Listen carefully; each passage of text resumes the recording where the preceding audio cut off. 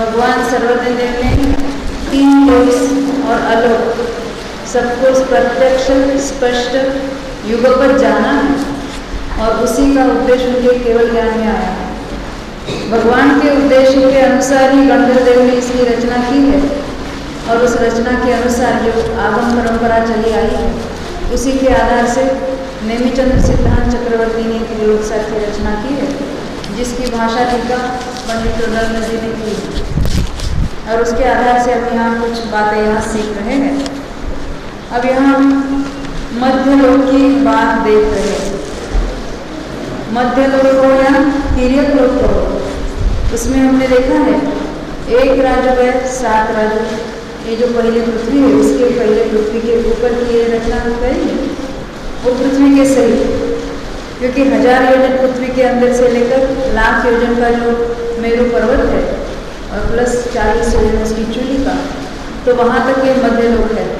मध्य लोक की वो एरिया, उसमें से वो ये असंख्यात द्वीप और समुद्र है। सबसे पहले बीचों बीच जम्बू द्वीप है, हमने देखा था इसको। ये अभी अपना तिर्यक लोक का तो नक्शा नहीं है, फिर भी हम बीच में क्या है उसको देखते हैं। सबसे मध्य में जम्बू द्वीप है जो 1 लाख योजन उसका व्यास है, चौड़ा है। उसके सभी ओर से गोलाकार लवण समुद्र है जिसका एक तरफ कभी कहीं नहीं, इसका जो व्यास है वो 2 लाख योजन का, यानी उसकी चौड़ाई कहीं है। व्यास कहने से वो पूरा गोल नहीं है, कंकणाकृति गोल। उसके आगे का द्वीप जो है धातकी खंड जिसको हम कहते हैं वो उससे दुगुना है, समुद्र से भी दुगुना है। वो 4 लाख योजन का, उसकी चौड़ाई 4 लाख योजन है। उसके आगे का समुद्र उससे भी दुगुना, ऐसे दुगुना दुगुना दुगुना, ऐसे असंख्यात द्वीप और समुद्र। हमने देखा वो 1 लाख, ये जो एक राजू जो त्रसनाली एक राजू लंबी और एक राजू चौड़ी है, उसमें ये असंख्यात द्वीप और समुद्र इसी दुगुने दुगुने दुगुने ऐसे प्रपोर्शन में वो सारे ही विद्यमान हैं। उसमें से उन्होंने 2.5 द्वीप की रचना यहाँ देखने की कोशिश की थी। 2.5 द्वीप को या मनुष्य लोक को एक ही बात है। 45 लाख योजन में सबसे बीचों बीच 1 लाख का तो जम्बू द्वीप है। हम अभी इतना ही ऐसा देखेंगे, 1 लाख का जम्बू द्वीप है, दोनों और 2-2 लाख के लवण समुद्र है। फिर उसके आगे धातकी खंड 4-4 लाख के है, कालोरक समुद्र उससे आगे 8-8 लाख है और उसके आगे पुष्करवण द्वीप तो है 16 लाख का, परंतु उसका आधा ही लेना है क्योंकि उसके आधे ही व्यास पर ये मानुषोत्तर पर्वत स्थित है और उसके कारण ये आधा पुष्कर लेते अंदर वाला, तो उसको पुष्करार्ध कहते हैं। इस तरह से 2.5 द्वीप, 2 पूरे द्वीप और तीसरे द्वीप का आधा हिस्सा, इस तरह से ये जो 2.5 द्वीप है और उनके बीच जो लवण समुद्र और कालोरक समुद्र है, इतना सब एरिया जो कहलाता है उसको कहते हैं मनुष्य क्षेत्र। यहाँ पर मनुष्य पाए जाते हैं। अब इसमें मनुष्य संबंधी कर्मभूमियाँ भी और भूभूमियाँ भी, वहाँ मनुष्य भी रहते और तिनिश भी रहते। हमने जो उसके बाहर मानुषोत्तर पर्वत के बाहर जितने सारे द्वीप है, कहाँ तक स्वयं प्रभु पर्वत। ये स्वयं प्रभु पर्वत कहाँ है? तो अंत में जो स्वयं ब्रह्मण समुद्र है उसके पहले जो स्वयं ब्रह्मण द्वीप है उसके बीचों बीच, जैसे मानुषोत्तर पर्वत पुष्कर के बीचों बीच है, वैसे वो स्वयं प्रभु पर्वत स्वयं ब्रह्मण द्वीप के बीचों बीच है। मानुषोत्तर पर्वत से लेकर स्वयं प्रभु पर्वत तक जितने सारे द्वीप है, असंख्यात है ना, तो उनमें तो तिर्यंचन संबंधी जघन्य भूमि है और बीच में जितने सारे समुद्र है वहाँ कोई भी जलचर प्राणी नहीं पाए जाते, क्योंकि भूभूमि में या तो ये जो संघी पंचेंद्रिय तिर्यंच जो थलचर जिसको कहते हैं वे होंगे या पक्षी होंगे, जलचर जो कोई नहीं है। तो इतनी तो बात हमने देखी थी। अब ये जो 2.5 द्वीप में कैसी रचना है, एक एक द्वीप में क्या क्या बातें होती है, तो एक जो हम पहले जम्बू द्वीप की रचना हमने देखी थी, तो जम्बू द्वीप में 6 कुलाचल पर्वत है। सुबह हमने वो विस्तार से बात देखी थी। वो 6 कुलाचल पर्वतों के कारण जम्बू द्वीप के 7 क्षेत्र हो जाते हैं। 6 तो पर्वत और उसके कारण 7 क्षेत्र। क्षेत्र को वर्ष भी कहते हैं। वर्ष, भारतवर्ष या भरतवर्ष ऐसा कहते हैं। वर्ष यानी क्षेत्र। और इन क्षेत्रों को बनाने वाले उनके कारण, पर्वतों के कारण ये क्षेत्रों का विभाजन होता है। इसलिए पर्वतों को वर्षधर पर्वत भी कहने में आता है, ये जो कुलाचल पर्वत है। ऐसे ही कुलाचल पर्वत सभी द्वीपों में है। अभी हमने ये जो पूरा ही यहाँ पर धात्की खंड देखा था, उसके भी पूर्व और पश्चिम में से 2 भाग हम देखे। पूर्व और पश्चिम में 2 भाग कैसे बने? तो यहाँ ऊपर और नीचे, यानी अभी हम यहाँ के लिए दक्षिण उत्तर समझेंगे, वो तो है तो एक समान लेवल पर है ना। तो ये भरत क्षेत्र की ओर का यहाँ नीचे वाला, इसको और यहाँ ऊपर, ये 2 ईश्वाकार पर्वत है। ईश्वाकार, इनके कारण धात्की खंड जो है वो पूर्व और पश्चिम इन 2 भागों में विभाजित हो गया है। ये 2 भागों में विभाजित हो गया है। यहाँ पर पूर्व धात्की और ये पश्चिम धात्की, उसमें भी ये सारे 6 कुलाचल, जैसे हमने जम्बू द्वीप में 6 कुलाचल देखे थे, वैसे यहाँ भी ये 6 कुलाचल है। यहाँ एक लिखा है, ये दूसरा, ये तीसरा। ये समझाने के लिए जरा एक प्रोपोर्शन बराबर नहीं है। वैसे जैसे वहाँ में भरत क्षेत्र छोटा था, आगे आगे ये पर्वत और क्षेत्र बड़े बड़े थे, वैसे यहाँ भी समझना चाहिए। तो मेरे ख्याल में आगे हमारे बराबर, इसलिए इसको जरा बड़ा करके समझाया है। तो ये जो पीला दिखाया है ये भरत क्षेत्र, ये फिर आगे जो नाम वहाँ पर है वही नाम यहाँ पर है। पर्वतों के भी नाम वही है और क्षेत्रों के भी नाम वही है, नदियों के भी नाम वही है और पर्वतों के और ग्रहों के नाम भी वही है। हाँ, सरोवर है, ग्रह कहो, हृदय कहो या सरोवर कहो, एक ही बात। तो इनके वैसे नाम होते हैं। तो ये भरत क्षेत्र होगा। आगे वाला जो पर्वत के बीच वाला जो है वो हमें देखिए जगह में घूमने में, पर्वत में घूमने में। फिर यहाँ ये जो यहाँ दिखाया है, यहाँ विदेश क्षेत्र और कुरुक्षेत्र है। उत्तम भूगोली हो या कुरुक्षेत्र को एक ही बात, वो यहाँ पर विराजित है। और ये उसका मेरु पर्वत, धात्की खंड का पूर्व धात्की खंड का ये मेरु पर्वत और ये पश्चिम धात्की खंड का ये मेरु पर्वत। तो पूर्व मेरु संबंधी, इसका नाम है विजय मेरु। विजय मेरु संबंधी विजय क्षेत्र ऐसा या विजय मेरु संबंधी भरत क्षेत्र, विजय मेरु संबंधी अरावली क्षेत्र, ऐसे इसको हम करेंगे जब इसको बताना है। और पश्चिम की ओर बतानी है तो करेंगे पश्चिम के अचल मेरु संबंधी धात्की खंड के पश्चिम जो है क्षेत्र, उसका पश्चिम धात्की का, और इस मेरु का नाम है अचल मेरु। अचल मेरु संबंधी ये विदेश क्षेत्र है, अचल मेरु संबंधी ये भरत क्षेत्र है। ये सारे जो 7 क्षेत्र है वो अचल मेरु संबंधी है। जैसे जम्बू द्वीप में हम कहेंगे ये सारे क्षेत्र तो सुमेरु सुदर्शन मेरु संबंधी है, वैसे प्रत्येक क्षेत्र में जो मेरु है उनका नाम लेकर हम कहेंगे वहाँ के वो विदेश, वहाँ के भरत क्षेत्र, यही रचना।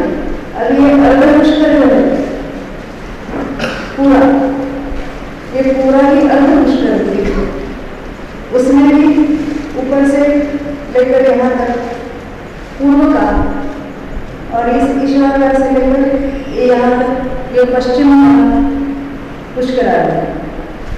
पूर्व पुष्कराल में वहाँ से मेरु पर्वत है जिसका नाम है मंदर मेरु, और पश्चिम पुष्कराल में भी सेंटर में मेरु पर्वत है जिसका नाम है विद्युन्माली मेरु। उस मेरु संबंधी विदेश क्षेत्र और कुरुक्षेत्र, और यहाँ पर विद्युन्माली मेरु संबंधी विदेश क्षेत्र कुरुक्षेत्र। अभी इसको डिटेल में नहीं बनाया क्योंकि बहुत डिटेल्स निकालते हैं चार्ट। मैं चार्ट बनाते बनाते आपको बताऊँ तो ठीक है, मगर रेडीमेड चार्ट होगा तो क्या है बहुत कंफ्यूजन होता है। कभी कभी क्या है जब हम नक्शे बनाते हैं तो प्रोपोर्शन बनाए तो उसका तो कोई ख्याल आता है, परंतु उसकी अगर माइन्यूट उसकी जो डिटेल वजह से उसके जो विशेषताएं हैं उसको बनाने के लिए या बताने के लिए उसको डिस्प्रोपोर्शन करके बताना पड़ता है। फॉर एग्जाम्पल, जैसे उदाहरण के तौर पर ये जो कलर वाले मैंने लिखा है वो भरत क्षेत्र प्रोपोर्शनेटली निकाला है। 1 लाख वजन में 190 का भाग करेंगे, उस प्रोपोर्शन में ये बनाया है तो भरत क्षेत्र ऐसा है। और उसके ऊपर का वो पर्वत है, उसका वो सरोवर है, परंतु उसमें क्या क्या बातें हैं समझाने के लिए ऐसा ही चंद्राकार करके बताया, ऐसा उसका शेप है नहीं है। परंतु पुस्तकों में भी नक्शे तो ऐसे बने हैं, क्योंकि ऐसा समझाया गया उसके डिटेल्स कैसे कहेंगे उसमें, वो 5 इंच का नादी को कैसे समझाएंगे। इसलिए कहीं कहीं बिना प्रोपोर्शन के खास बनाया जाता है समझने के लिए। अब यहाँ ये हम समझने के लिए हमने ये 2 बातें देखी है, इसमें भी एक भरत क्षेत्र है, फिर इसमें एक जगन्य और मध्यम भूमि, और यहाँ पर उत्तम भूमि है, अंदर और बाहर यहाँ पर विदेश क्षेत्र। ऐसी ही रचना सब में देखी। हमने देखा था कि जो जम्बूद्वीप है उसमें तो कुलाचल जैसे पूर्व पश्चिम आ रहे हैं, परंतु ये जो धारती खंड और पुष्कराल है जैसे साइकिल के चाप में आ रहे होते, इस तरह से ये पर्वत ऐसे ऐसे डायरेक्शन में होते ये कुलाचल। और हर एक पर्वत उसी नाम के सरोवर में पाए जाते हैं, जैसे हमने वहाँ पद्मा, महापद्मा, तितिक्षा, केसरी, ये सरोवरों के नाम देखे थे, उसी नाम के सरोवर यहाँ भी है। तो ऐसी ही रचना ये सभी द्वीपों में होती है, और उसको अभी हम और डिटेल में थोड़े समझने वाले हैं।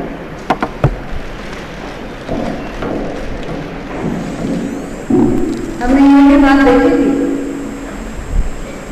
कि ये जो प्रत्येक पर्वत पर सरोवर है, वहाँ तो हमने जम्बूद्वीप में समझा था क्योंकि पर्वत आड़े थे। अब ये सारे ऐसे टेढ़ी मेढ़ी लाइन क्या है वो समझ में नहीं आता है, तो यहाँ भी हम समझेंगे।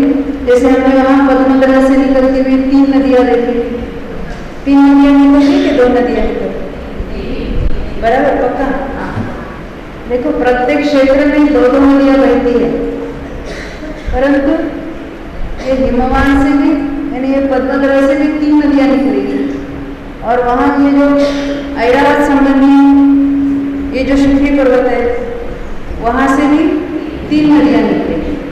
2 ऐरावत में जाएगी रफ्ता रफ्ता, और फिर ये ऊपर की ओर यानी कौन सा क्षेत्र हैरण्यवत है ना, कौन सा हैरण्यवत क्षेत्र में आएगी, चले ना। तो ये जो नदी आ रही है यहाँ पर भी देखिए, ये हमें लगता है ये सब टेढ़ा मेढ़ा क्या है, ये भरत क्षेत्र समझने के लिए बड़ा बनाया है। अब उसमें ये पद्म सरोवर है, पद्म सरोवर से एक नदी ऐसी बहती है गंगा नदी, और ये सिंधु नदी।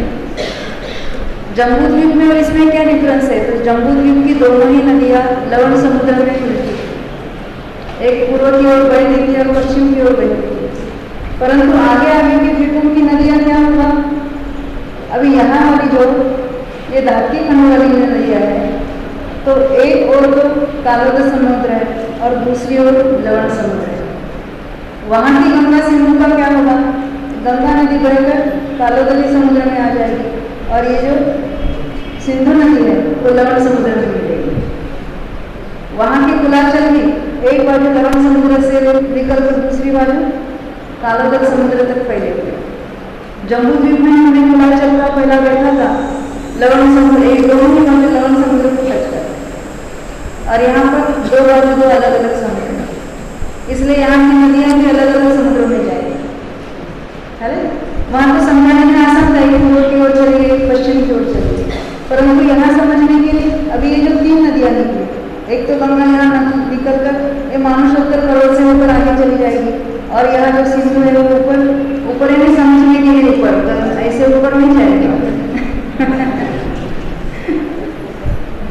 ये तो कालोदक समुद्र एक ही लेवल पर है, तो समझने के लिए हमने ऐसा उसको उठाकर दिखाया ना, तो इसलिए हम ऊपर नीचे कहेंगे ना। इससे ये जो तीसरी नदी है वो आगे के क्षेत्र में जाकर नाभिगिरी को प्रदक्षिणा देकर फिर इस ओर चली जाएगी। ऊपर के सरोवर से एक नदी आएगी, जैसे हमने वहाँ भी सीतोदा नहीं, इसका नाम है हरित और हरिकांता,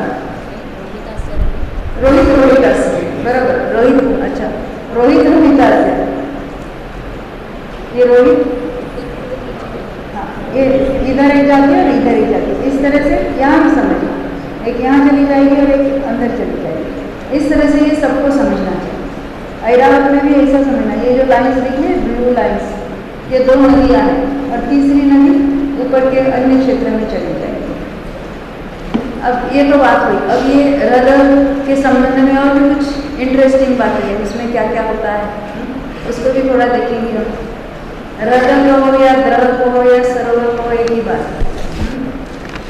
अब ये जो है उसमें हम समझेंगे कि भरत क्षेत्र में थोड़ा हम समझकर फिर वो कुलाचल और हृदय के बारे में खास समझेंगे। देखिए भरत क्षेत्र यहाँ पर देखा है कि भरत क्षेत्र 1 लाख वजन का 190 हम उसके भाग करेंगे तो 1 भाग प्रमाण तो भरत क्षेत्र की, जिसको हमने बाण कहा था, उससे भी कहते हैं उसको।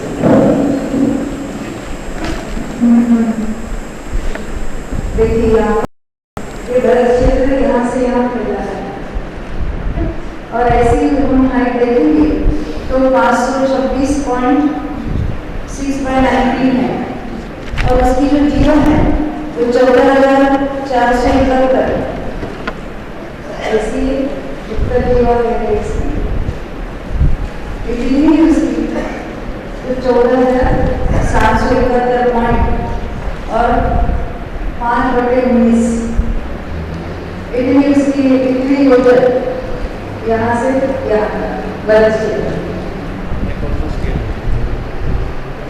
अभी उसी प्रोपोर्शन में लिया है सारा, अभी इतने में हमने 526 ये उस प्रोपोर्शन में इसको 14,000 तो उसका शेप ऐसा दिखेगा भरत क्षेत्र है ना। अब उसको समझने के लिए अब यहाँ नीचे इतना बड़ा ऐसा अलग शेप करके बताया, कौन सा 3 सेंटीमीटर नहीं है, अभी 2 सेंटीमीटर वो 500, अब इसे 14,000 वो तो 500 था, अभी 14,000। तो ये भरत क्षेत्र है, इसके ऊपर जो हिमवान पर्वत है उसमें पद्मा ग्रह है, उसके बीचों बीच कमल जैसा कुछ दिखता होगा है, ऐसे वहां पर भी कमल होते, वो कमल कितने बड़े होते हैं क्या उसको भी देखेंगे। तो इस ग्रह से दोनों ओर से एक नदी निकलती है, पूर्व से और पश्चिम से। अन्य ग्रह देखे थे हमने, वहां तो एक नदी दक्षिण से और एक उत्तर से निकलती है, परंतु भरत क्षेत्र की ओर का और ऊपर का ऐसे उन दोनों ग्रहों से 3 नदियां निकलती है। अभी एक पूर्व से निकली, एक पश्चिम से निकली, और फिर ये है गंगा नदी और ये है सिंधु नदी। इसके लिए हमने देखा था 1000 योजन लंबाई होगी इसमें और ऐसा ही 500 योजन और ऐसे डेप्थ उसकी 10 तो उसके यहाँ ऐसे बहुत सारे कमल हैं, ये तो पृथ्वी का ही रचना होती है, कमलों की पृथ्वी का ही रचना। तो ये गंगा नदी यहाँ से बह के आई और फिर नीचे ये दक्षिण की ओर हो गई, ऐसे यहाँ में उड़ जाती है। यहाँ दोनों का रचना होती है पर्वत की, जैसे इसके आंखें और मुंह वगैरह व्याघ्र जैसे है, परंतु सिंह है, कान है, दोनों के वृषभ जैसे दिखते हैं। तो यहाँ से 25 योजन आगे चलकर गंगा नदी गिरती है, वहाँ पर एक गंगा कुंड बना, सिंधु नदी गिरती है, वहाँ सिंधु कुंड है और उसके अंदर ये गंगा द्वीप भी बताया जाता है। उसमें क्या क्या होती है उसकी बात हम देखेंगे कि वहाँ वो गंगा नदी का वहाँ महल भी होता है, उसके ऊपर जिनबिंब है और उस जिनबिंब के माथे पर यहाँ से गंगा की धारा गिरती है। अन्य मंदिर में कहते हैं ये गंगाकरण हुआ है तो जगह किया, तो ऐसे जहाँ जहाँ भी गंगा से मिले ऐसी नदियाँ जहाँ से निकलती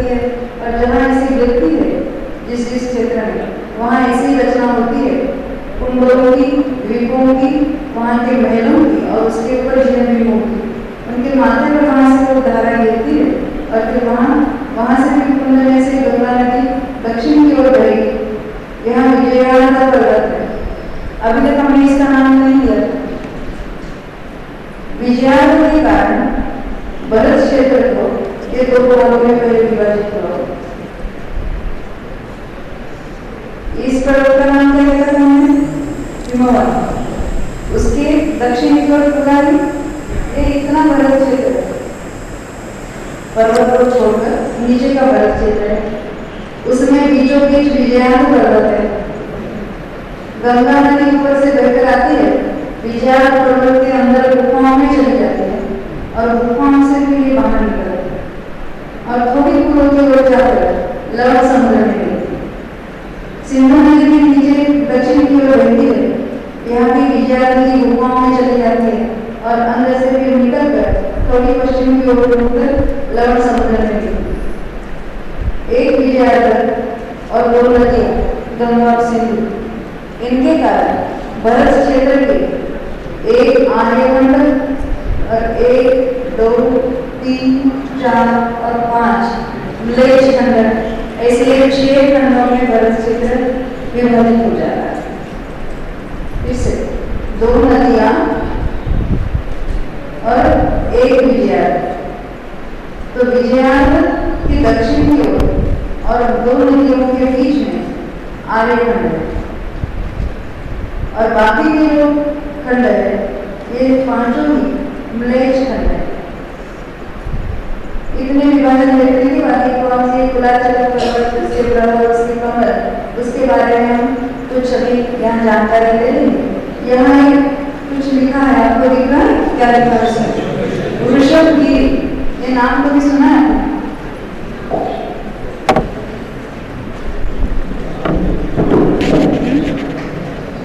ये पूजा में तो हम गाते हैं ना, भरत चले वृषभाचल पर, परंतु वहाँ थोड़ा भी उसको जगह नहीं मिली अपना नाम लिखने के लिए। ये चक्रवर्ती जब शहखंड को जीतते हैं तो वृषभाचल पर जाकर अपना नाम वहाँ लिखते हैं। तो अनादि से ही इतने चक्रवर्ती होते आते हैं, तो जब नया चक्रवर्ती होता है तो अपना नाम लिखने के लिए उसको पुराने नाम मिटाना पड़ता है और अपना नाम लिखते हैं। तो किसको मान होगा कि मैं ही चक्रवर्ती हो गया है? तो अनादि से ही इतने होते चले आए हैं।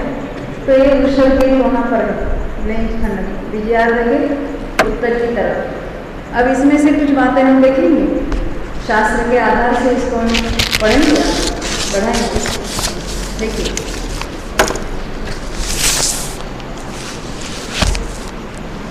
ये जो हिमवान आदि 6 कुलाचल पर्वत है वो मूल से लेकर ऊपर तक ऐसे समान चौड़ाई वाले, ऐसे हमारे पर्वत हमने कैसे देखे ऊपर ऐसे नैरो होते हैं, परंतु ये दीवार की तरह ऐसे समान चौड़ाई वाले हैं। जैसे हमारे भवनों में अभी हॉल की दीवारें कैसे समान है ना, हॉल नीचे से ऊपर तक ऐसा समान है, समान चौड़ाई है। उन पर्वतों की भी चौड़ाई नीचे से ऊपर तक समान रहती है। जैसे महल बनाने की दीवार नीचे से लेकर ऊपर तक समान होती है, वैसे ही ये 6 पर्वत नीचे, मध्य में और ऊपर समान चौड़ाई वाले होते हैं। अन्य पर्वतों की तरह हीनाधिक यानी नीचे अधिक और ऊपर कम होते हैं, ऐसे विस्तार वाले ये पर्वत नहीं होते। हमने देखे ना, दुगुने विस्तार वाले हैं। भरत क्षेत्र से भी हिमवान पर्वत है, उससे डबल होगा, दुगुना होगा, और उससे आगे वाला क्षेत्र दुगुना होगा। तो ये पर्वत जो है वो नीचे से ऊपर तक उनकी चौड़ाई समान होती है। उनके पार्श्वभाग जो है, पार्श्वभाग यानी उनके साइड्स जो है वो विविध मणियों से विचित्र है। मणि यानी रत्न रत्न माणिक जो कुछ है, तो उनसे वे विविध प्रकार के मणियाँ वहाँ है और दोनों तरफ समुद्र को स्पर्श करते। हमने देखा था जम्बू द्वीप के जो पर्वत है दोनों तरफ लवण समुद्र को स्पर्श करते हैं, और अन्य द्वीपों के जो पर्वत है वो दोनों तरफ 2 अलग अलग समुद्रों को स्पर्श करते हैं। ऐसे ये पुष्कर वाले जो कुलाचल है वो भी दोनों तरफ। अभी यहाँ तो समुद्र को स्पर्श करते हैं, परंतु यहाँ तो ये दूसरे मानुषोत्तर पर्वत को स्पर्श करते हैं।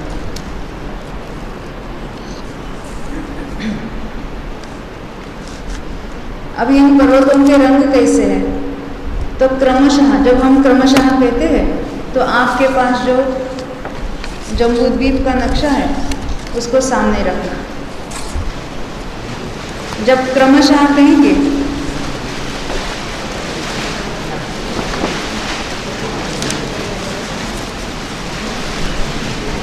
तो हम हिमवान पर्वत से शुरू करेंगे, फिर महाहिमवान, फिर निषद, इस तरह से उसका वर्णन होगा। तो क्रम से उनके वर्ण कैसे है, वर्ण उनके रंग कैसे है? तो हेम यानी सुवर्ण के, सुवर्ण रंग, अर्जुन यानी चांदी के रंग का, और तपनी यानी तपे हुए सोने का वर्ण, वैडूर यानी नीलमणि, उसका नाम ही नील है ना, नील पर्वत, उसका वर्ण है नीलमणि का, रजत यानी चांदी, और फिर सुवर्ण के वर्ण के पर्वत है।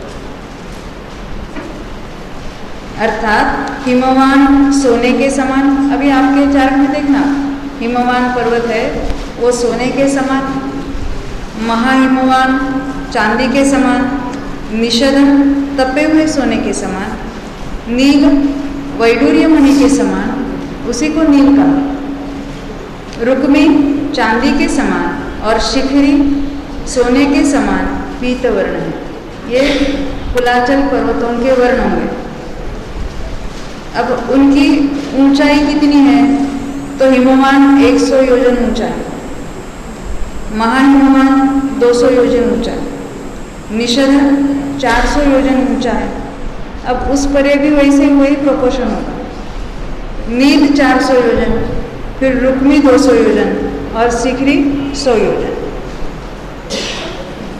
और जितनी ऊंचाई है उसके चतुर्थ भाग यानी चौथाई, जितनी हाइट है उससे चौथा हिस्सा भूमि के अंदर है, अवगाह जिसको कहते हैं, भूमि के अंदर कितना है तो उसका चौथा हिस्सा। अब हमने देखा था ना, ये 6 कुलाचलों पर अलग अलग नाम के सरोवर है, उसको हृदय कहो या द्रह कहो एक ही बात है। तो ये जो सरोवर है वो कौन कौन से हमने देखे थे क्रम से? एक तो पद्म, महापद्म, तिगिंचल, केसरी, महापुंडरी और पुंडरी, ये सरोवर है। 6 पर्वतों पर क्रमशः एक एक सरोवर है। इनका व्यास कितना है यानी उसका विस्तार यानी चौड़ाई, लंबाई और गहराई कितनी है? तो अपने अपने पर्वत की जो ऊंचाई है उससे क्रमशः 5 गुना। जैसे हमने पहला पर्वत कौन सा देखा था? हिमवान, उसकी हाइट कितनी देखी थी? 100 योजन ऊंचा, उसको 5 गुना करो तो 500, 5 गुना, और उसकी लंबाई जिसको आयाम कहते हैं वो 10 गुना, यानी कितना हुआ? 1000, बराबर हमने देखा था। उसकी चौड़ाई तो 500, और ये उसमें देखना आपने भरत क्षेत्र में भी देखो, हमने वहाँ देखा 500 योजन चौड़ा और उसकी लंबाई है 1000 योजन। और अवगाह यानी गहराई, डेप्थ उसकी, सरोवर की डेप्थ कितना डीप है वो? तो 10वें भाग प्रमाण। किसके 10वां भाग?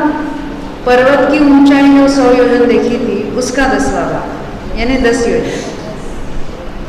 अर्थात पद्मरथ का व्यास यानी चौड़ाई 500 योजन, आयाम यानी लंबाई 1000 योजन और गहराई 10 योजन है। अब आगे वाला जो सरोवर है महापद्म की चौड़ाई 1000 योजन, दुगुनी होती है ना, पर्वत की भी ऊंचाई दुगुनी होती है, तो ये सरोवरों का भी नाम वो दुगुना हो जाएगा। लंबाई 2000 योजन और गहराई 20 योजन। तिगिंचल सरोवर जो है उसकी चौड़ाई 2000, लंबाई 4000 और गहराई 40 योजन, 40 योजन, डबल होती है। इसी प्रकार आगे के जो पर्वत है उसी प्रोपोर्शन, जिस प्रकार हम बढ़ते गए वहाँ फिर नील पर्वत का जो सरोवर है, केसरी नाम है ना उसका, तो उसकी जो जितनी इसकी यहाँ तिगिंच की है उतनी यहाँ केसरी की है। ऐसे उसका सरोवरों का प्रपोर्शन है, उसका लंबाई चौड़ाई का वर्णन है। अब ये सरोवरों में क्या होता है, तो प्रत्येक सरोवर में जैसे यहाँ पद्मद्रह के बीचों बीच दिखाया है, ऐसे प्रत्येक सरोवर में कमल है। ये हृदयों के मध्य में कमल है। आपके भी चार्ट में आपको कमल दिखाई देगा है? तो ये जो कमल है उसकी जो ऊंचाई और चौड़ाई कितनी है, तो हृदयों की जो गहराई हमने देखा ना 10 योजन वो गहरा है, तो उसका 10वें भाग प्रमाण, 10 का 10वां भाग यानी 1 योजन उन कमलों की ऊंचाई और चौड़ाई। वे कमल पृथ्वी में है, वनस्पति काय की नहीं पृथ्वी में हमें रत्नों के है, अर्थात पद्मराज के कमल की ऊंचाई व चौड़ाई 1 योजन, महापद्म के कमल की ऊंचाई ये 2 योजन, तिगिंज के कमल के 4 योजन, और आगे वैसे ही कम होती जाएगी 4, 2 और 1। ये कमल अपनी अपनी सुगंध से 10 दिशाओं को सुगंधित करते हैं, पृथ्वी में होकर भी सुगंधित है। इनकी जो नाल है वो वैडूर्य मणि की बनी हुई, नील रत्न जो है उससे वो बनी है, और ऊंचाई है उसकी 42 कोश नाल की, जिसमें 40 कोश प्रमाण नाल तो जल के भीतर है, और जल तल से ऊपर 2 कोश की ऊंचाई है उसकी, 2 कोश यानी आधा योजन, तथा 1 कोश वो मोटी है, नाल की मोटी जो मोटी कितनी है 1 कोश, इसके अंदर का मृणाल 3 कोश का मोटा रूप्य में श्वेत वर्ण है। मृणाल ने अंदर के वो कैसे दिखते हैं ना वो उसके। कमल के 11,000 पंखुड़ियां हैं, एक कमल के 11,000, और कमल की जितनी ऊंचाई चौड़ाई है उसके अर्धभाग प्रमाण नाल जल के ऊपर निकली हुई है। कमल की कर्णिका की चौड़ाई कमल की ऊंचाई और चौड़ाई से आधी है, और प्रत्येक दल यानी प्रत्येक जो उसका जो हमने देखा ना पंखुड़ी, उसकी चौड़ाई उसके चतुर्थ भाग है। जैसे पद्मरथ के कमल की ऊंचाई व चौड़ाई 1 योजन है, अभी हमने देखा था, और उसकी नाल उससे आधी यानी 2 कोश प्रमाण जल के ऊपर है, और कर्णिका यानी बीच वाला उसकी चौड़ाई 2 कोश है, और उसके प्रत्येक पत्र 2-2 कोश प्रमाण या 1-1 कोश प्रमाण चौड़ा है। ऐसे अन्य हृदयों में उस प्रपोर्शन में अपना अपना समझ लेना। कमल ये बीच का मोटा बड़ा कमल की बात। पद्मरथ के कमल की कर्णिका पर श्री देवी का रत्नमय प्रासाद है। ये सारे नाम आपने तत्वार सूत्र में पढ़े है ना, क्या है श्री री धृति वगैरह सारा है ना। हाँ, तो पहले तो हम यहाँ श्री देवी के महल की बात करेंगे। वो रत्नमय प्रासाद है। शरद पूर्णिमा के चंद्रमा की द्युति ने उसका जो प्रकाश है उसको लजाने वाला है। उसकी लंबाई 1 कोश, चौड़ाई आधा कोश और ऊंचाई 1.25 कोश है। और जिस प्रकार ये पद्म ग्रह में वर्णन किया वैसे ही आगे अन्य ग्रहों में भी यथासंभव उस प्रपोर्शन में जान लेना। पद्म ग्रह के कमल पर ये कर्णिका पर श्री देवी निवास करती है।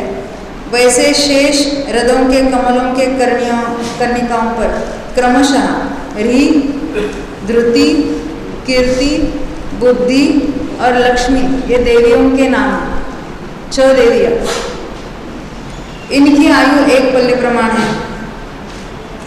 ये सारे दक्षिण संबंध है ना, वो सौधर्म इंद्र की होगी ये देवियाँ, और उत्तर की ओर की वो ईशान की होगी सारी। एक कमल के परिवार को 1,40,115 कमल उसी हृदय में स्थित है। यानी मुख्य देवी तो सेंटर के कमल पर रहेगी, और बाकी सारे उसके परिवार कमल, और उनमें उन परिवार देवियों की भी महल होंगे वहाँ। पद्मरथ संबंधी कमलों पर श्री देवी का परिवार स्थित है, उसे दिखाते हैं। अभी उसमें भी वो देवों के नाम और बहुत सारे डिटेल्स है, कौन से पारिषद कहाँ है, कौन से सेना, कौन से महत्तर, ये सारे ही कौन सी दिशाओं में कौन से और कितने कमल है, उसके डिटेल में अभी हम नहीं जाएंगे। ये सब परिवार कमल यानी वो अन्य जो छोटे कमल है वो सब मणिमय है। मणिमय ने रत्नमयी है। जल तल से ऊंचे नहीं हैं। ये परिवार कमलों की ऊंचाई चौड़ाई आदि जो प्रमाण है मूल कमल से आधा प्रमाण है। अर्थात श्रीदेवी के प्रासाद की जितनी ऊंचाई चौड़ाई है उससे आधी परिवार कमलों की। श्री रीव धृति ये 3 तो सौधर्म इंद्र की देवियां रहती यहाँ कमलों में। और कीर्ति बुद्धि और लक्ष्मी ये ईशान इंद्र की देवियां। देखो संस्कृत में भी आपने शायद सुना होगा कमले कमला शेते। कमला ने लक्ष्मी कहाँ रहती है? कमल में। ये हमने बचपन में संस्कृत में सीखा था। क्या सीखा था? कमला कमले शेते हरिष्यते हिमालय। कमला ने लक्ष्मी जो है वो कमल में रहती है, कहाँ या सोती है। और हरिष्यते शंकर जो है वो हिमालय में रहता है या सोता है। शेषाद्रौच हरिष्यते। शेषाद्रि में वहाँ समुद्र में कौन? विष्णु रहता है। मन्ये मत्कुन शंकया। मुझे ऐसा लगता है कि खटमल के डर से ये वहाँ सोते होंगे।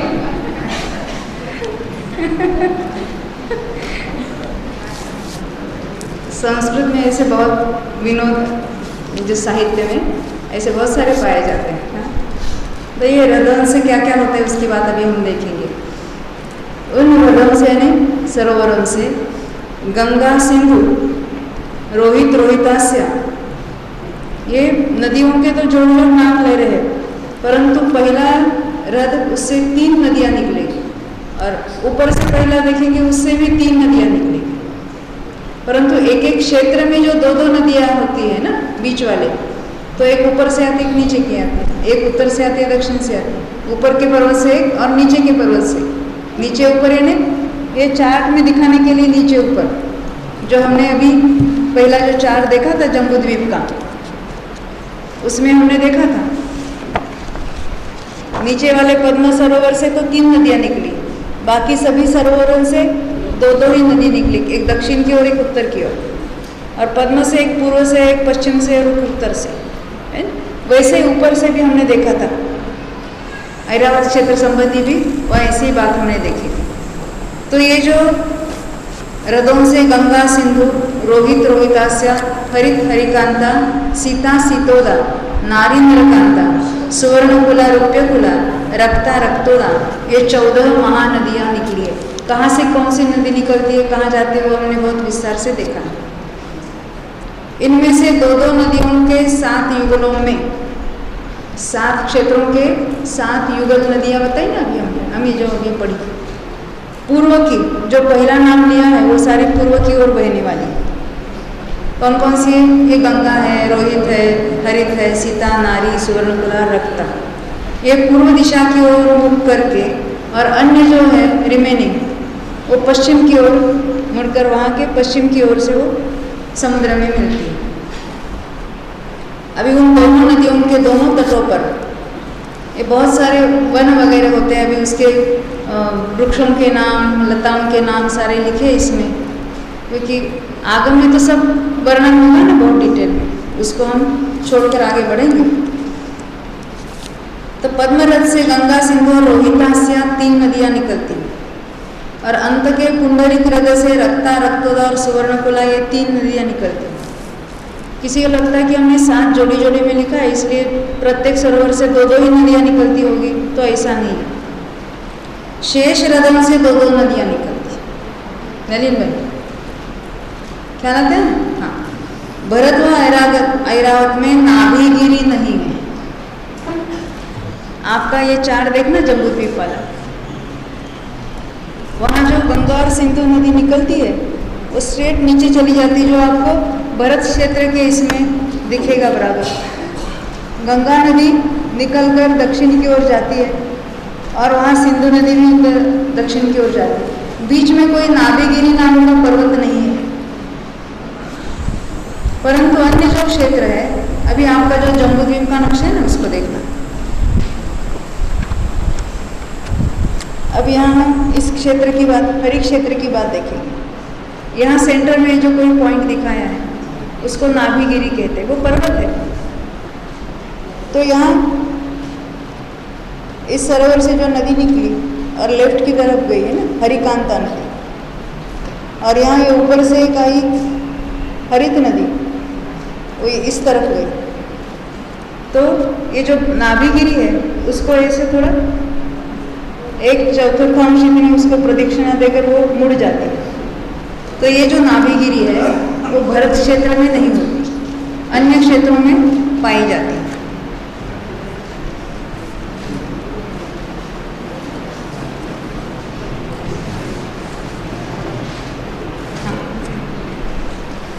तो विदेह क्षेत्र में तो मेरू पर्वत है, उसे यहाँ नाभिगिरी कहते हैं। नाभि नहीं, वो सेंटर वाली है ना, तो मेरू को कहीं कहीं नाभिगिरी ऐसा भी, वो विदेह क्षेत्र के लिए नाभिगिरी, परंतु उसका अलग से मेरू पर्वत नाम है, तो उसको कहीं नाभिगिरी भी कहेंगे। अभी ये जो हमने देखी थी ना, हैमवत, हरि क्षेत्र, हिरण्यवत, उसमें नाभिगिरी है प्रत्येक क्षेत्र में। ये जो नदियाँ रद से निकलती है तो वो नाभिगिरी तक आती है, और फिर आधे योजन से ये दूर मोड़कर ऐसे प्रदक्षिण रूप से होकर पूर्व या पश्चिम की ओर चली जाती है। अब ये गंगा नदी का क्या होता है, तो पद्मरथ में पूर्व दिशा में वज्र द्वार है, उससे गंगा नदी निकलकर हिमवान पर्वत के ऊपर पूर्व दिशा की ओर 500 योजन जाकर, अब ये मैं जो पढ़ रही हूँ तो आपको यहाँ देखना है, ये पद्मरथ से ये गंगा नदी निकली है और पूर्व की ओर 500 योजन जाएगी, और 500 योजन जाने के बाद वो दक्षिण की ओर मुड़ गई, दक्षिण की ओर मुड़ जाएगी। वहाँ पर दक्षिण की दिशा की तरफ 523 योजन और कुछ अधिक आधे कोस जाकर तट पर पहुँच गई। ये तो समान चौड़ाई वाला है ना, उसको कोई ऐसे हमने वो दिखाने के लिए शिखर दिखाया, मगर वो साइड से सर्वत्र नीचे से ऊपर समान है दीवार की तरफ। तो यहाँ ये नदी यहाँ दक्षिण की ओर मुड़कर फिर आगे चली जाएगी और तट से गंगा नदी नीचे गिरती है, तो उस तट पर मणि निर्मित यानी रत्नों से निर्मित 2 कोस लंबी और ऊंची प्रणाली है। प्रणाली को जिसको हम गोमुख कहते हैं, तो यहाँ ये मणिमय रत्नमय ऐसी प्रणाली है। उसके मुख, कान, जीभ और नेत्र के आकार तो सिंह के समान है और भौवे, मस्तक आदि का आकार गौ के समान है, इसलिए उसको मुख्य रूप से वृषभाकार कहते हैं। अन्य मध्य में कहते हैं ये गोमुख है। आपने कोई कुंड देखे होंगे तो गोमुख यानी गाय का मुख जैसा कहते हैं, और उससे वो नदी निकालते वो दिखाते, यहाँ से वो नदी का उगम है। ये यहाँ से वो प्रथा चली होगी शायद, तो ये गोमुखाकार प्रणाली है। उससे गंगा नदी हिमवान पर्वत से 25 योजन की दूरी पर, यहाँ से प्रणाली से जो निकलती है तो 25 योजन दूरी से नीचे बहती है, और फिर उसके हिमवान पर्वत के मूल पर 10 योजन गहरे और 60 योजन चौड़े गोलकुंड में गिरती है। यहाँ जो लिखा है ये गोलकुंड लिखा है, इस गोलकुंड में गंगा नदी गिरती है। उसमें द्वीप है, उस कुंड में आधा योजन ऊंचा और 8 योजन चौड़ा गोल द्वीप है, और उस द्वीप के मध्य में वज्र में 10 योजन ऊंचा एक पर्वत है, और उसका व्यास जो पृथ्वी पर 4 योजन, मध्य में 2 योजन, अग्रभाग में 1 योजन है, और उस पर्वत पर श्री देवी का मंदिर है। यहाँ तो श्री देवी लिखा है, परंतु कहीं मैंने वो गंगा देवी का महल है ऐसा देखा है। जो नीचे 3000 धनुष, मध्य में 2000 धनुष, ऊपर 1000 धनुष प्रमाण चौड़ा है। अभी उसके बहुत सारी डिटेल्स उसकी चौड़ाई वगैरह लिए है, उसको हम छोड़ देंगे। और वहाँ वज्र के 2 कपाट है। उस मंदिर यानी वहाँ पर जो कुछ महल होगा उसके ऊपर एक पार्थिव कमल है। पार्थिव यानी पृथ्वी का, यानी रत्नों का हम समझेंगे कमल है, और उसकी करनी का जो सेंटर का जो है ना पोर्शन, उसके ऊपर सिंहासन है, और उस पर जटा सहित जिनबिंब है, जिसको अन्य मध्य शंकर की जटाएं समझते हैं। उसको अभिषेक करने के लिए ही मानो उसके मस्तक पर गंगा का अवतरण हुआ है। अर्थात जिनबिंब के मस्तक पर गंगा नदी गिरती है। कुंड से निकलकर गंगा नदी सीधी दक्षिण में जाकर, अब ये कुंड में से जाकर वो दक्षिण की ओर बहती है गंगा नदी, विजयार्ध पर्वत तक आती है और विजया पर्वत की खंड प्रपात नाम का गुफा है, उसमें प्रवेश करती है। उस गुफा का नाम है खंड प्रपात। आपने चक्रवर्ती की बात अगर कहीं हो, भरत चक्रवर्ती की आदि पढ़ी होगी, ब्रह्मांड योग पढ़े होंगे, तो ये गुफाओं के नाम आते हैं, कैसे चक्रवर्ती उसमें प्रवेश करते हैं, आदि आदि बहुत सारी इंटरेस्टिंग बातें उसमें आती है। तो ये जो खंड प्रपात नाम की गुफा में प्रवेश करते हैं, वहाँ यह 8 योजन चौड़ी हो गई है और गुफा के उत्तर द्वार से बाहर निकली है। उक्त गुफा के पूर्व पश्चिम दिशा की दीवार के निकट 2 कुंड है। 2 योजन चौड़ी उन्मग्न जला और निमग्न जला नाम की 2 नदियाँ निकली है, जो दोनों सीधी चलकर गंगा नदी में जा मिली है। ये विजयार्ध पर्वत के अंदर से ही 2 नदियाँ गंगा में मिलती है। इसका एक का नाम है उन्मग्न जला, कल परसों बात आई थी कल ना, और एक निमग्न जला या उन्मग्ना और निमग्ना। ये बात गुरुदेव के प्रवचन में शायद किसी ने सुनी होगी।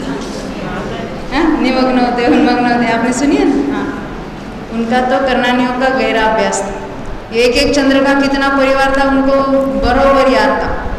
40,975 कोड़ा कोड़ी तारे एक चंद्र के होते। ये प्रवचनों में सहज रीति से बता देते।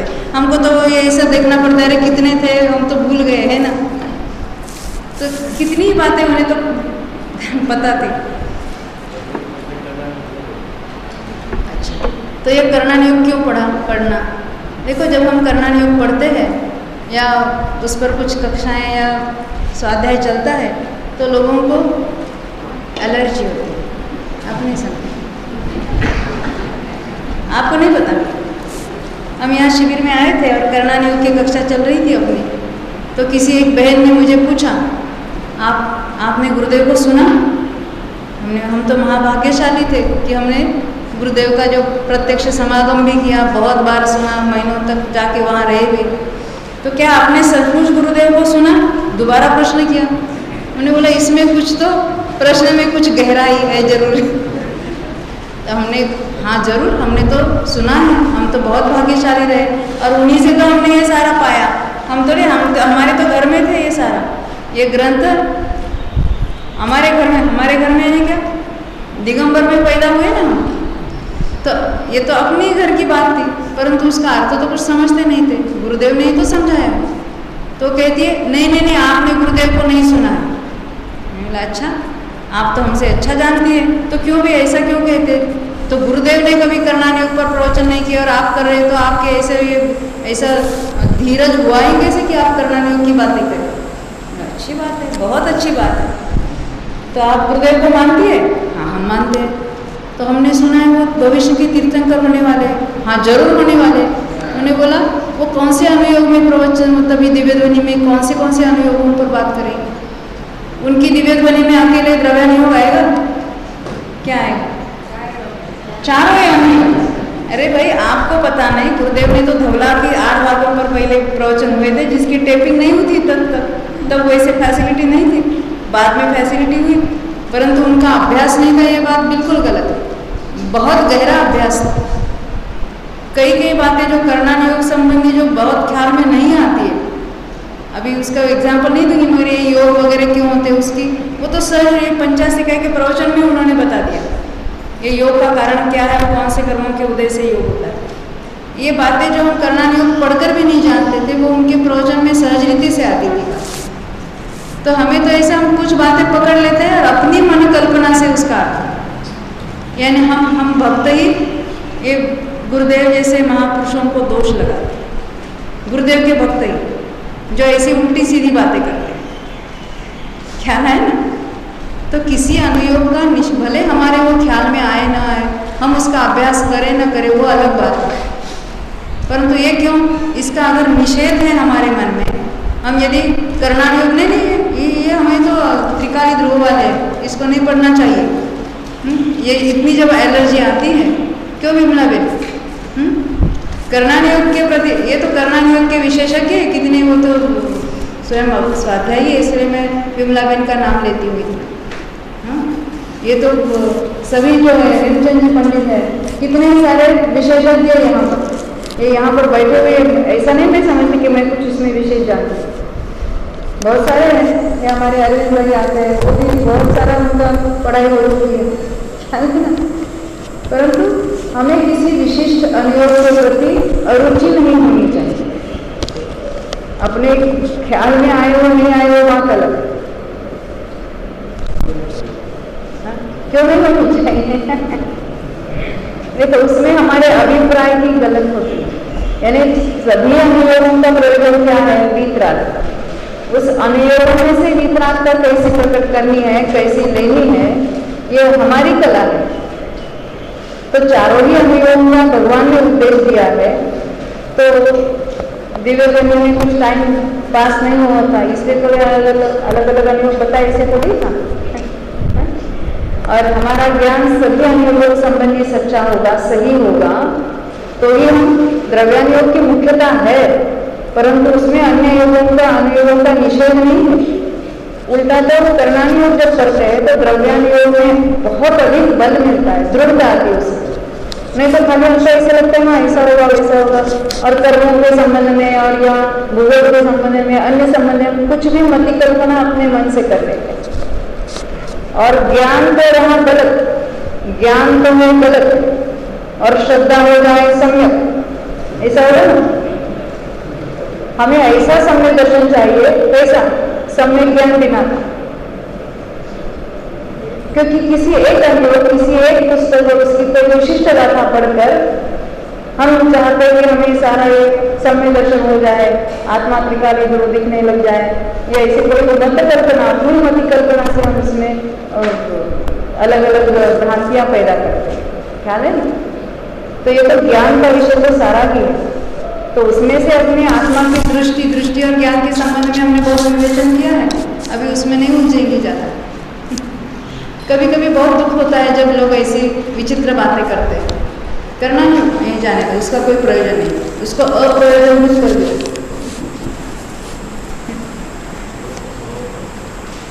हाँ, ये तो सर्वज्ञ नहीं चाहती हुई बातें हैं, और ये जो हम सर्वज्ञ ने बताई हुई बातें, जानी हुई बातें, उसका हम निषेध करते हैं, तो हम सर्वज्ञ का निषेध करते हैं, सर्वज्ञ की वाणी का निषेध करते हैं।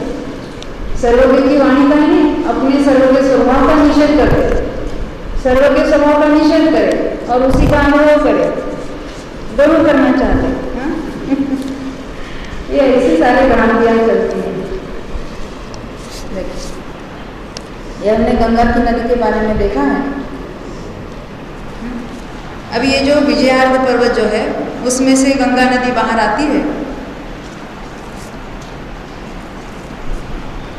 ये हमने देखा ना, इस खंड प्रपात गुफा में से बहती है और इस ओर से निकलेगी और लवण समुद्र में जाके मिलेगी।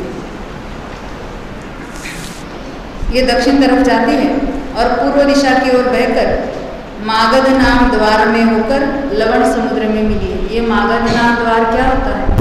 तो ये जो यहाँ चमूर ऐसे जो ये ब्राउन लाइन निकाली ना, ये आपका जो भरत क्षेत्र का नक्शा है 6 नंबर का, उसमें ऐसी कुछ या निकाली ना लाइन, तो देखो यहाँ पर ये ऐसे द्वार जैसी रचना दिखाई, जैसे आपके कंपाउंड में गेट होता है ना, वो साइड में पिलर्स होते हैं, वैसे ये जो जगती हमने कही थी, उसमें भी यहाँ जहाँ नदी समुद्र में प्रवेश करती है, वहाँ पर ऐसे द्वार होते हैं, गेट्स होते हैं, तो उसमें से जाकर नदी समुद्र में मिलती है। आगे उसमें भी और कुछ डिटेल्स है, उसमें नहीं जाएंगे हम। जैसे अभी हमने गंगा नदी देखी, वैसे ही वहाँ सिंधु नदी है। अंतर क्या है? वो पश्चिम द्वार से निकली है, पद्मा नदी के पश्चिम द्वार से निकलेगी, वैसे ही 500 योजन बढ़ेगी और फिर दक्षिण की ओर बढ़ेगी। उसमें भी वो गोमुखाकार रचना होगी, वृषभाकार, जिसको हम गोमुख कहते हैं। वहाँ से वो नीचे गिरेगी, वहाँ सिंधु कुंड है। जैसे यहाँ गंगा कुंड था, वहाँ वैसे सिंधु कुंड है। और फिर उस कुंड में गिरती है और वहाँ से निकलकर वहाँ भी ऐसे ही जो कोई रचना जो हमने यहाँ देखी थी, वहाँ महल हो गए और उसके ऊपर जिन बिंब हो गए, वो सारी रचना वहाँ भी हुई। और विजयार्थ पर्वत की तमिश्रा नाम की गुफा, इस गुफा का नाम था खंड प्रभा, और वहाँ सिंधु वाली जो नदी है उस गुफा का नाम है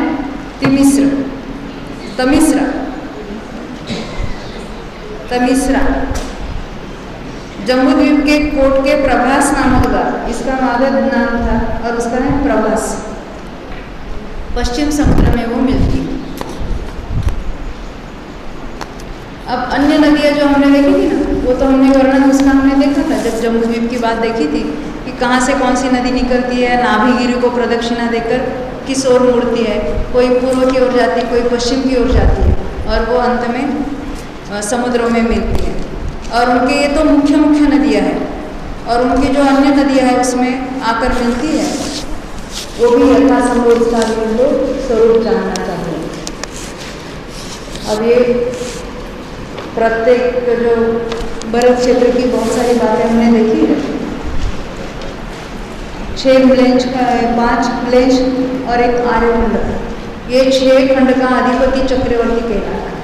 सुबह बात आती है ये चक्रवर्ती का राज कहाँ चलता है, रहते तो आर्यखंड में, और आर्यखंड में रहकर ये 5 ही प्लेन्स खंडों को जीत कर आते हैं, तो ये 6 खंड का अधिपति हो जाता है चक्रवर्ती की वैभव की भी बात पहले आ चुकी थी, अब उसके विस्तार में हम यहाँ नहीं जाएंगे। अब हम यहाँ रुकते हैं और बाकी का विषय भी हम आगे चलाएंगे। अब 13वें नंबर के विदेह क्षेत्र से तीर्थंकरों को वंदना करेंगे हम। बोलो भद्रभाव